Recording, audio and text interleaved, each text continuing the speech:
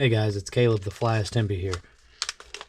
Asked my buddy what a good suggestion for a video would be, and he said that I should do a tie and try. So what I'm going to do is I'm going to tie up a couple of my most productive patterns that I use.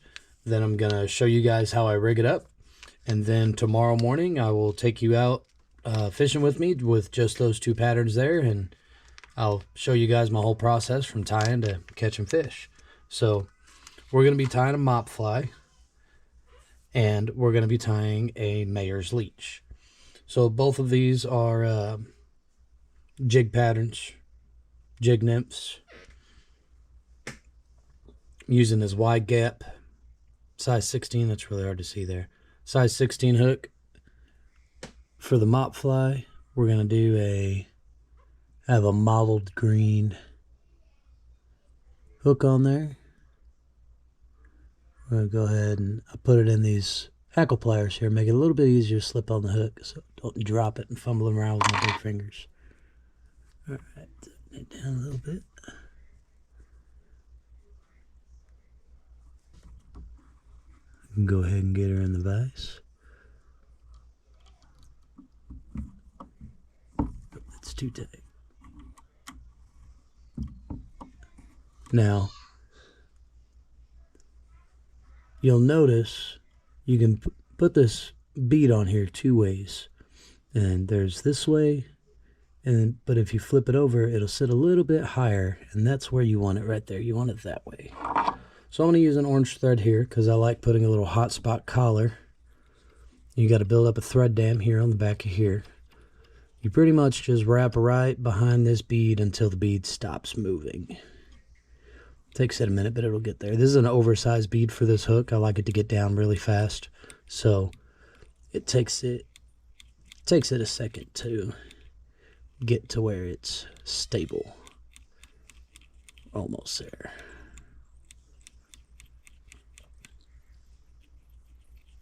Got a good thread dam there. Now she's not wiggling around. We're going to come in here and cut that tag end off. This is a super simple fly, guys. Both of these are just stupid simple, and I catch a stupid amount of fish on these super simple flies. So this is just mop chenille. And of course, it doesn't want to tie down right the first.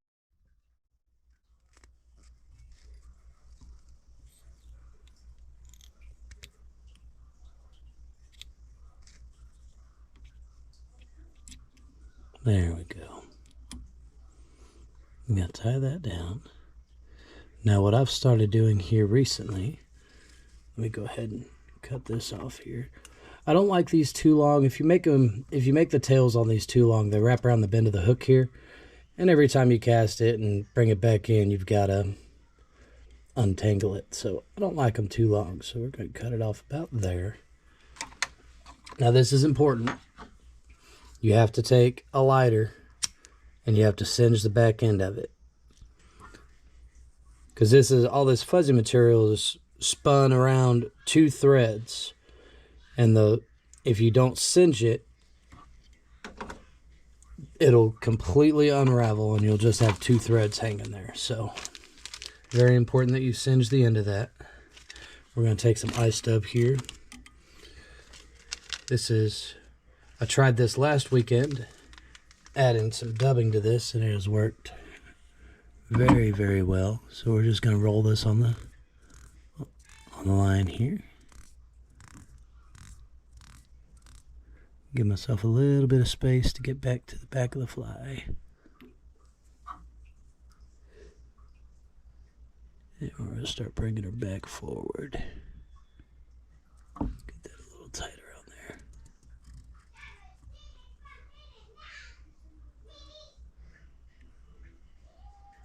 Alright, now we'll pluck away some of those fibers that are hanging off, but now we're going to make that orange hot spot I was telling you about. Looky there. Super simple fly, very effective. I catch most of my fish on this fly right here. Hold on, I don't like that fiber in there. Get that out of there real quick. All right.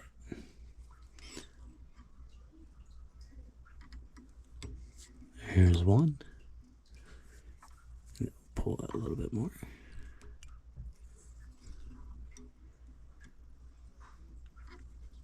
There's two.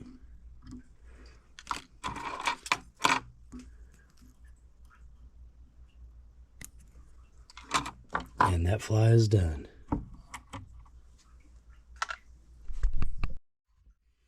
Okay, so for this next fly, I've got these cool little rainbow beads that have proven fairly effective the couple times I've used them. Now, I'm not using the wide gap hook with this one because the tail on it is a lot thinner than the mop fly. Plus, this has a little bit of hackle wrapped around the body, and with it not being the wide shank hook, the shank of the hook, or the wide gap hook, the shank of the hook is a little bit longer. So we're going to throw this on there. Go ahead and get that in the vise.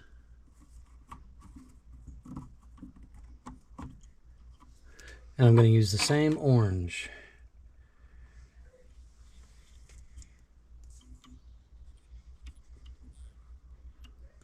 Same thing with this one. You got to build up a thread dam until it stops moving. There it is. This one's a little bit closer to the right size bead for the hook. Check that off. Now this is another one of those super easy ties. Whoops, look at there, the bead popped loose again. Make that more of a cone. Alright, now. So since this is a jig hook, it's going to ride hook point up. Because the weight's on the top of the fly, it's going to pull that part to the bottom. So what we're going to do is we're going to strip off just a little bit of this squirrel zonker here. We're going to cut off a little bit of the hair there. That's our tie-in point. We're going to tie this in upside down. That way, when it's in the water, the fibers will be right side up.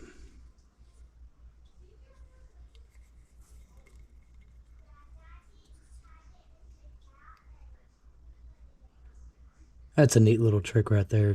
If you saw what I just did, the thread was twisted, and so it was jumping away from where I was trying to tie it in at. And so what I did is I twisted it in the other direction to make it loop the opposite direction. Now this one we're going to make about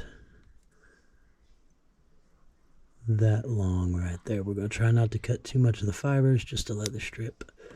There we go. Now, here's the fun part. Hackle. So I like to strip my hackle this way, just to kind of show where I'm cutting at. Now, if this was a dry fly, you wouldn't want to use any of this webby fiber right here. But since this is a nymph,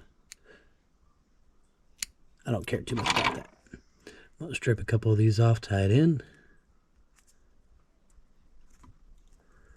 Right here at the back. Get wrapped back over that just a little bit and bring it back to the front. Then we're going to do a half hitch over the bead, over the eye, if it'll let go of my finger. There we go. Now I get to bring this little tool out, and that's just going to hang right there.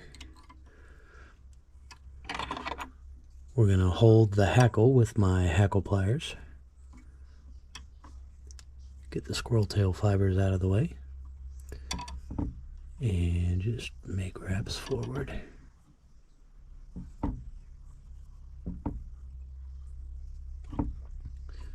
Now we're going to get that out of the way. We're going to trap this feather right here. Get a couple wraps in front of it, a couple wraps behind it. It doesn't look perfect, but it doesn't have to be. come in here with my fine scissors and trim that out. Don't cut your thread right there. I've done that before. It is not fun. And we're going to tie this down really good. And we're going to get our whip finisher out, which I didn't put back where it was supposed to be. It's under all my materials here. And we're going to give it 1, 2, 3, 4, 5. And there's 1. Pull out a little bit more.